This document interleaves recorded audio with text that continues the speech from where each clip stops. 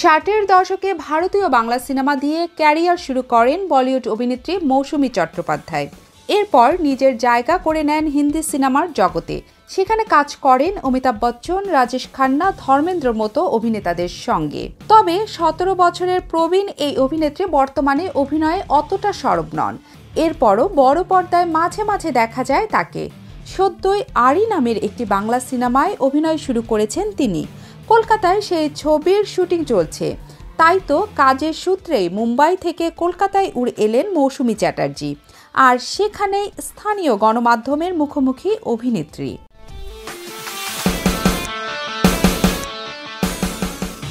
ভারতীয় সংবাদ মাধ্যম আনন্দবাজার পত্রিকার এক প্রতিবেদনে বলা হয়েছে, এক সাক্ষাৎকারে মৌসুমী তার দীর্ঘ ক্যারিয়ার ও ব্যক্তিগত জীবন নিয়ে আলাপ করেন। নিজের প্রেম জীবন ও দাম্পত্য জীবন নিয়েও অকপটে ভাগ করে নেন নানান আবেগ অনুভূতির কথা। বেশ অল্প বয়সেই বিয়ে হয়েছে এই অভিনেত্রীর। সেই প্রসঙ্গ নিয়ে সাক্ষাৎকারের প্রশ্নের সম্মুখীন হন তিনি। এ সময় মৌসুমী চ্যাটার্জি বলেন, সবই অল্প বয়সে হয়েছে আমার।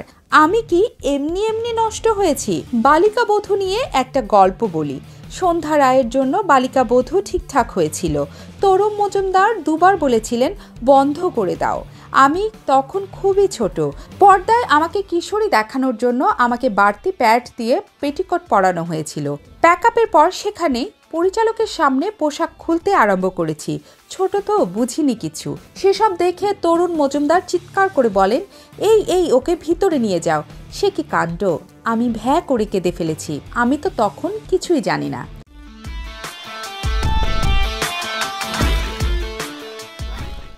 প্রেম জীবন প্রসঙ্গে মৌসুমী বলেন, আমি তো সব সময় প্রেম করি। আমার বর আমি দুজনেই খুব রোমান্টিক মানুষ। আমার বর তো বিয়ের পরেও প্রচুর প্রেম করেছে। আমি তো প্রেম করার সময় পাইনি, তবে ফ্ল্যাট করেছি প্রচুর।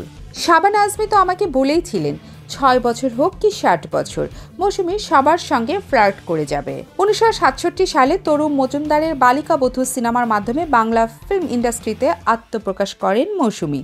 পরে বলিউডে যাত্রা করেন। 70 দশকে বলিউডের সবচেয়ে বেশি পারিশ্রমিক পাওয়া অভিনেত্রীদের অন্যতম এই অভিনেত্রী।